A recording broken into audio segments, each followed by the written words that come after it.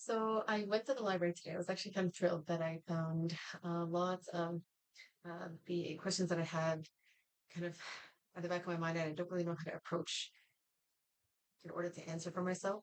And I found actually kind of a concise article that was written about the conundrums that we as humanity kind of face with regards to understanding and approach to understanding and approximation of a religion and then an individual's practice, and then how do you generalize that if possible without making legitimate or not legitimate whoever that practitioner's practices are. So it was just worded really well in a very, very concise article that was probably only about 6 pages long. So that's going to be something that's going to be I'm going to discuss later on. But for now, just building on the last video, I talked somewhat about rewards and something that we can kind of build and look forward to building. But kind of in keeping with the theme of what the Quran does, when God is communicating, he typically follows any kind of encouraging um, imagery or promise of like a reward with some kind of warning to not be complacent and to remain kind of vigilant and um, almost proactive in the world. So it's basically a way to help us see that regardless of whatever we think is like something that's worth delaying, we should always think about there's sometimes when people think of the day of judgment, they call it the hereafter, which the word itself almost denotes a type of immediacy. It's almost like, okay, well, after right now, what happens right now? So you can think of that as though, okay, or maybe the morning part of the day, what do I want to kind of have accomplished? And then you can think long term as though, okay, well, the next life, like if I'm thinking about the short term, maybe it's next 3 hours. How is this going to approximate a really long term range? And maybe how this is going to help me understand something that if I can't reach uh, a goal out of a certain social economic status, maybe by the next time I'm kind of enter a life cycle, I'll have kind of approximated an entry point into this kind of comfortable, luxurious life. So who's to say maybe that long term goal that you kind of see is going to be like really, really far off is going to be something that becomes closer to you. So one thing that my dad always used to tell me was whenever you rate a test, always aim for 100 because then you'll actually end up studying as though you're going to expect that you get 100. And if you fall short, that's fine. It's maybe like something like maybe 80, maybe 70. But if you aim for 80, you'll probably end up somewhere around the 50s or something like that. So it's just a way of understanding how to apply that to life, where you can say, why not aim for like all I have to do is just put the effort in to think. So what I did was I'm going to link a story that's almost called well, sorry, it is called the inevitable events, and in it, it's such a beautiful rendition of all the different ways we can think of the Trinity. I feel really, really bad that I kind of talked about how uh, we as a community in and out of Christianity have different ways of understanding the Trinity and Jesus and Mary without really knowing how to really put our finger on how to understand it. And I said that, we fell into some kind of errors of thinking, and I should have followed that up with a better understanding of what we could replace our understanding with. And it's funny because just saying that and then reading it back or listening to it back on the video, I kind of felt bad. And I was like, man, it sucks to kind of have like some kind of constructive feedback without actually having something to follow it up with, right? Because it's not really constructive yet. It's just kind of like that's kind of hanging. So then I in that chapter, I think it's chapter 15. No, I think it is. Anyway, I'll link it there. It's there's an understanding of three, which is there's the group that are called the people, the companions of the right, the companions of the left, and then the forerunners or the pioneers. And if you think of the Trinity in that way, you can think, yeah, like if I think of like the Father, the Son, and the Holy Spirit, it's almost like if I am the Son and I'm following a dogmatic way of understanding something, and then you think of Mary as like the father, but then you're thinking, well, the community's all just be ostracizing her, marginalizing her, right? I could abandon my mother and follow whatever the common kind of speak is about, women and having children and wedlock. But instead, he actually mentions God mentions him in a verse saying that he has been chosen to be somebody who is pious to his mother and is not a tyrant or somebody who is belligerent or someone who's kind of like ungrateful for what his mother kind of endured for him. So that in itself gives you already an understanding that he was somebody who was actually going against the current already. So you can almost group them with the companions of the right, meaning they're trying their best to approximate an understanding of what uh, being a critical thinker is and how to approximate an understanding of what is my faculty of discernment and how am I supposed to understand what my natural being is and how to align with the universe. Now, the forerunners are something that kind of is like that. You can think of them as those two groups. And then the middle group is the people who, like, I have a really difficult time understanding this. And I'm just going to leave it for anybody who is interested in kind of understanding, like, why God gives warnings and a cautionary note after each kind of description of a reward to kind of maintain somewhat of a balance so people don't get really complacent. And the chapter is called I'll note the chapter number. And if you compare those three chapters, so one is the compassionate, the other one is the inevitable occurrence or event, and then Qaf, which is just, it's an actual Arabic letter, so it doesn't have an actual meaning.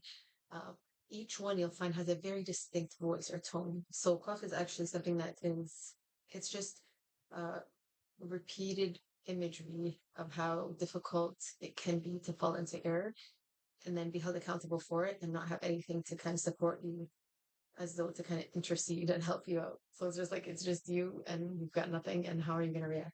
So it's almost like terrifying because you think I really need to figure out how to like understand how to be in the world. And then the merciful is just that it's just saying if you allow yourself to acknowledge the grace and the bounty that's within your life, you will sidestep that middle path or that like the companions of the wrong or the left because with gratitude you're already acknowledging that there's something that's bigger than you that's enabling you to be this industrious in the world, and by doing that you'll have increase. God says if you are grateful then I will give you increase.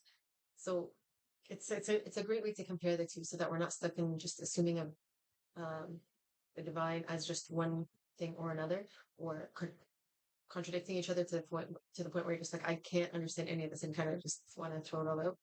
And then the inevitable is uh, basically a way to summarize the two, but in one chapter. So studying the three, I'm not going to actually give any kind of hermeneutical understanding of it. I want to leave it open ended so that anybody who's interested can kind of make meanings for themselves and kind of have whatever takeaway points they want. This is something to build on what I mentioned about the sealed nectar, or there's I think it is actually in that chapter, the inevitable occurrence, where there's an explanation of the hearts being like a pearl. And if you think of pearls, some of them takes thousands of years to develop. So if you think of like all of this time and how some people they just have like this enchanted existence, or they're just graced, or they have this charmed existence where you want to kind of gravitate towards them and kind of figure out like what makes you you. That is something that God says it's just life cycle after life cycle, and you never know when that sort of epiphany will arise for you because you're already making those kind of long-term goals and trying to align with making the intention sort of manifest itself.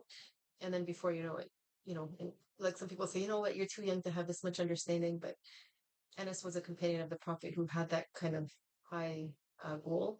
And so instead of having children his age and invite him to play, he'd always choose to kind of stay with the elders and kind of learn with the prophet. And for that, he was noted for having a lot of narrations about the prophet and his lifestyle. So if you understand already that, okay, so I have to think about long-term goals, I have to think about my most immediate concern, and then I have to kind of prioritize different sacrifices and then wonder about the consequent perceived reward for each. So I mentioned last time medicine and some kind of like different illnesses that we might uh, maybe have to worry about putting off or like maybe dealing with as we approach old age or any age at this point. And then, which ones, if I had like something like muscular dystrophy where I just started to lose mobility with my body, to what degree would I want to consider euthanasia? With cancer, I kind of discussed that already. Um, sometimes with Alzheimer's or dementia, you kind of wonder, like, if I can't remember anything, what's the point of kind of hanging out anyway? So I make it sound almost crass, but I want to actually give meaning to the fact that if we're thinking about these questions beforehand and we maybe are interested in going to the medical profession, what kind of questions would we want to kind of go in with, right? So if you're thinking, why do I want to practice medicine and why would I want to specialize and in what? And then especially now with artificial intelligence, you might want to wonder, like, to what degree do I still believe in technology almost giving us something about humans that we haven't already kind of maybe explored, and then how to kind of go back inside and find new meditative ways of thinking about the universe and how we can, as ourselves, as sentient and spiritual and physically able people, to transcend technology and humans as like cyborgs and just be our full human, but with an endeavor to kind of go inward rather than seek answers from other people, as it were.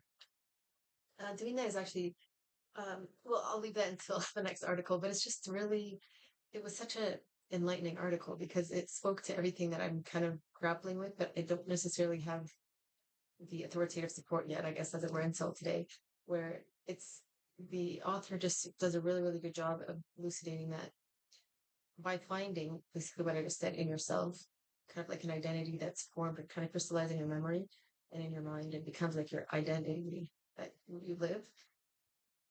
You're not allowing yourself to almost be excommunicated or to want to excommunicate. You just kind of live what you understand of your tradition, because usually it's almost like a part of what back home was, and it's approximation of what you kind of hold dear and want to keep in your life.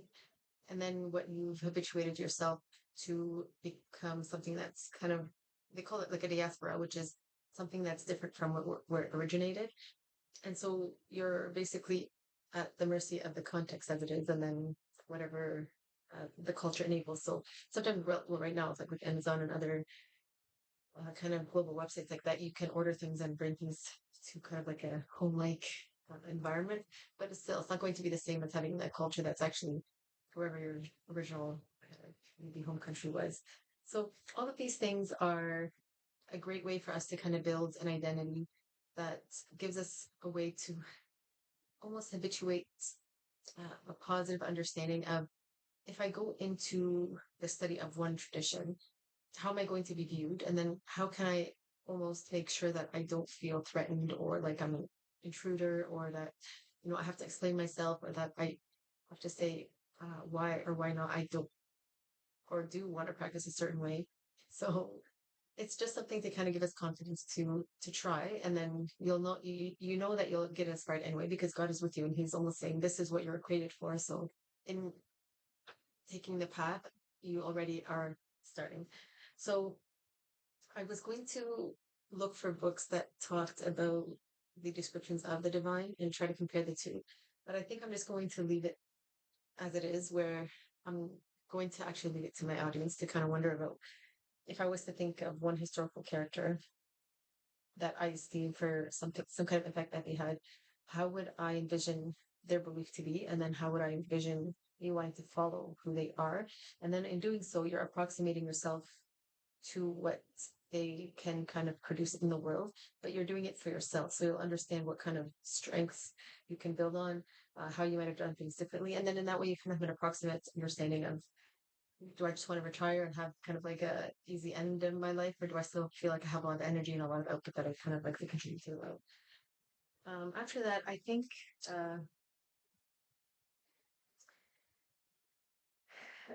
I almost am hesitant to talk about this, but since we're kind of talking about some form of retribution for actions, I'm just going to kind of hint at it and then leave it open to interpretation. But if we were to think that in a lifespan, a person almost, let's say they spend from early years on time setting goals for how they want to spend the rest of their life, and then they reach a point where, for some reason, there's just so much confusion, and their existence is the kind of existence that lacks any understanding of what their world seemed to look like it would unfold itself to be. So maybe they hit a roadblock where they actually have to walk the footsteps of somebody who's maybe struggling with an unplanned pregnancy. And that's not something that they would have, ever really considered, because maybe relationships was something they had put off for a kind of like a long-term goal. So you can think of, what is the wisdom in trying that, right? Another scenario, just to contrast one with the other, could be, what if you found yourself confronted with a friend or a group of friends who, in some way, you got stuck in some kind of moral conundrum that approximated some kind of crime or villainy or anything that looked like, oh my gosh, I can't believe this is happening to me. Dead to Me is such a wonderful series on Netflix that almost really, really approximates what that could be, that we're all susceptible to this, and there's no way of knowing, like, well, actually, we can keep that at bay by being charitable as a kind of proactive way of being in the world. But, who's to say the wisdom behind that happening in our life potentially?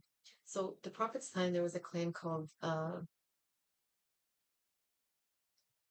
I think, I'm not actually going to say it because I might get it wrong, but the actual companion himself, his name was Abu, and he was known to be from that clan. And they're a clan of, they're like ruffians, really, really rough people. And they were known to be, I guess, highway robbers. But anyway, he was one that accepted Islam, and or like the message of Islam, but he remained like almost like a soul journeyer. Like I don't think he established any relationships in his lifetime. And the prophet used to like pray to him for mercy. Like he's going to be one that walks alone and almost ends up alone. Like you kind of wonder like what kind of personality would that have been, that's just very, you think of these people who have really difficult time with attachment styles, maybe because of the lifestyle that they had. So they have difficult time building trust. So they're almost always on the defensive or on the offensive, and it's difficult to kind of bridge any kind of healthy relationship. So the way I looked at it was, one family member can almost be like, if you were to think of yourself, if I have a family, and I do actually have a family in Egypt who are my dad's side of the family, and then I have my mom's side of the family. So my dad's side of the family, I'm gonna say they're from a village, and maybe their ancestors all the way back were highway robbers or were villains, or maybe in some kind of sex trade. And over time, we're gradually kind of working out of that. And then in my mom's side, let's say they were very almost like not primitive, but farmers. So they're very attuned with nature, and they don't really maybe align with technology as fast as maybe other parts of the world. So if you think of these two and you think, and then my mom and dad, they came to Canada, and then other parts of like my family members on both sides also traveled abroad, and they had their progress and whatever wealth that kind of accumulated. But then you think, but some family members were left behind. So to say that for me to progress as Hiba, and for me to kind of go back, how would I feel? Like, how would I be able to get back? And if I'm able to try to sponsor them, they're unable to come here. And I could be like, well, I mean, I've done all I can, but for them, they might be begrudging. Like, you're holding back, or you don't want to have the success that you have. Or so, all this ill will can kind of happen between families inadvertently, because we tend to almost like, why do you get to have like an easier life than we do? But we all kind of came from the same beginning, right? It's natural feelings that you kind of have to kind of wonder about too. Like, what if the shoes were kind of like, how would I feel? So if we were to actually pause and say, okay, so I've lived like, let's say 25 years of my life, and all of a sudden there's this pause, and I've maybe taken for granted that, for the rest of my life in Canada, I'm just going to have like an easy go at life. But it turns out that in some way, maybe my spirit and my soul kind of moves, such that I actually have to kind of reconcile some of the unreconcilable hang-ups of each side of my family, right? Because it's almost like I have the resources at my disposal. So what would I do? So if, like I said, I tried a little bit of like wondering about not quite theft, but it's almost like you can wonder about like identity theft, or like me trying on all these different personas and then making it difficult to actually be a person that people can kind of relate to. It's just like, who are you? Like you're kind of displaying you. And on the other side, it would be just kind of hanging back outside of the world. So retreating for 12 years, like and not really having a social media presence. People would say, it just looks suspicious. Like, what, why? Like, what are you hiding? Right? Not counting in that I was actually going through a lot of um, different worldviews and trying to reconcile a lot of different meanings. And having that time without any distractions was what I actually needed. Right. So now you can think, yeah, like how would you understand that to be, and how would you be able to help those that are, maybe not left behind, but you almost want to intend that my message or like whatever I have reaches people, but then it's actually applicable to, because then they can say, well, you've got everything you have. Like you don't have to work for anything to kind of have that upward mobility. So I do wonder that, and I don't really know how to understand how that can benefit anybody that might be from my family, other than to say that the empathy that it can kind of give rise to is almost a way of allowing us to not fall into being the companions of the left, where we are almost forgetting our roots and assuming that we've outgrown it, so we don't have to go back and help anybody.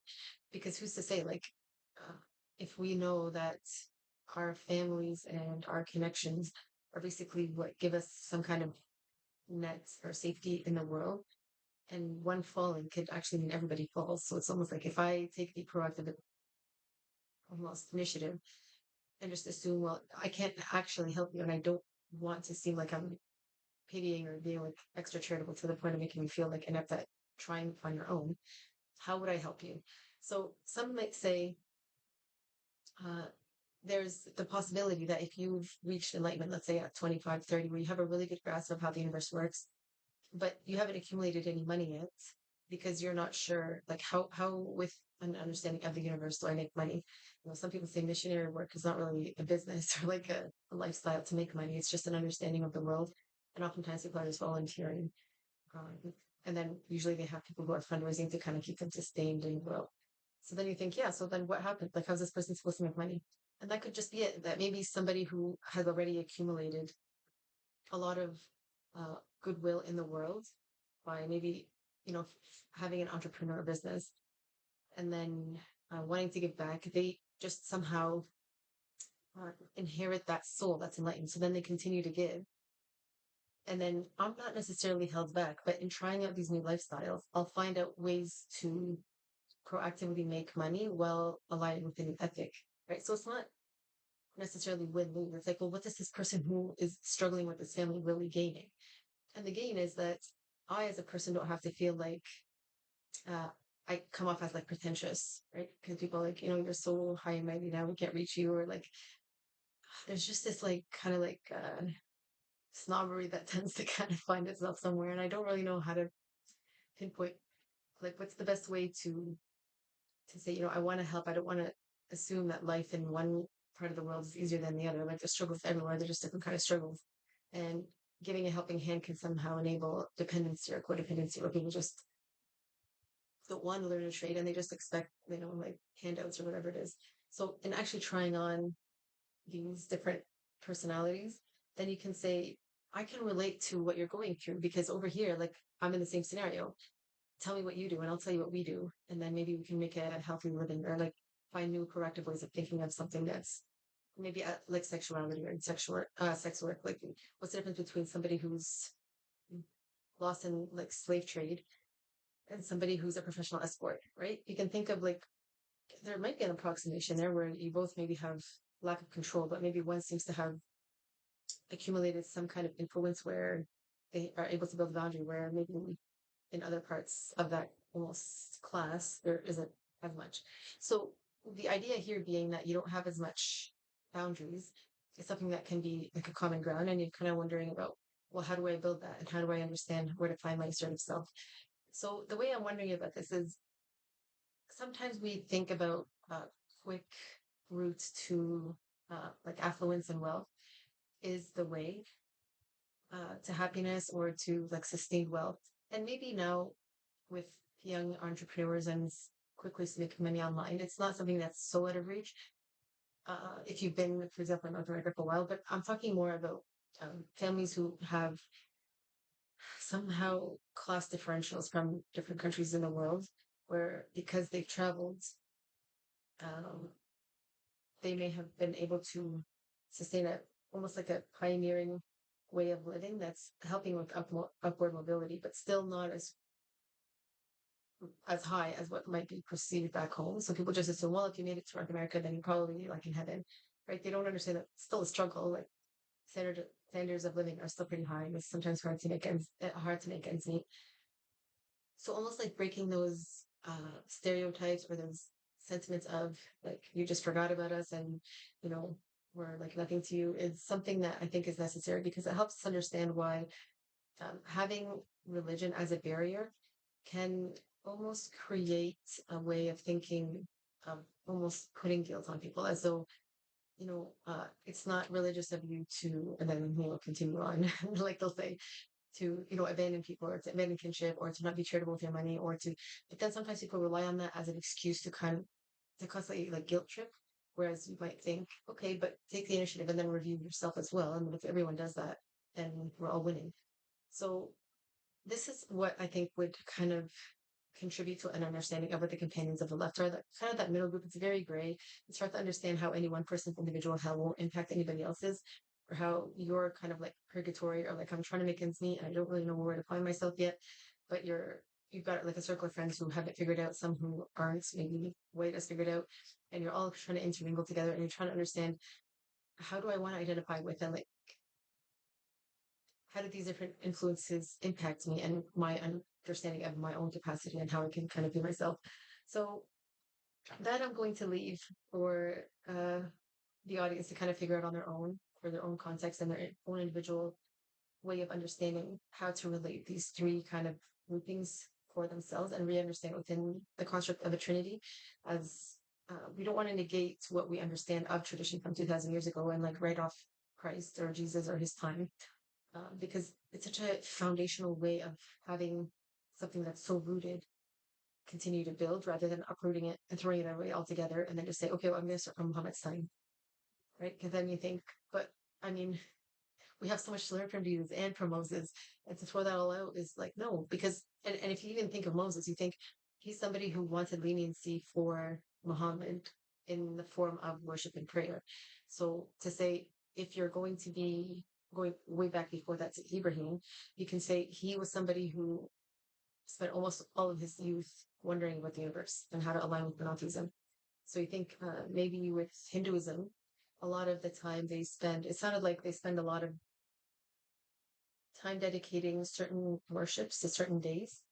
So then you can think, well, Moses seemed like he wanted to condense all of that to almost less than five ways of worshiping, and it would be like consistent across all days, and it's just like little sub parts of your day. So it's almost like really, really minimizing the amount of effort that we put in, but it's just enough to remember God, and He'll come and help you, either like metaphysically or in a way that's kind of metaphorical. And in doing that, you're able to understand how to be in the world and how to build civilization, how to find your interest, how to actually build the heavens. So you're not just constantly kind of like feeling like you need a monastic life in order to kind of be a devout person, or have some kind of enlightenment about how the universe works and how to be in the world.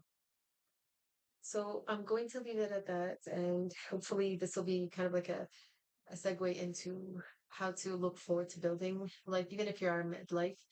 You can still kind of plan for a retirement, or if it's not like a material retirement because maybe you don't have the money to kind of create like a healthy pension fund, and you think you're going to actually work longer than you might have intended, you know, understanding how to think metaphysically about retirement, but not really retirement, it's just like in the next life, will actually maybe bring you closer approximation of a material heaven as well. So just looking to focus on for the next little while, and I'll see you next time.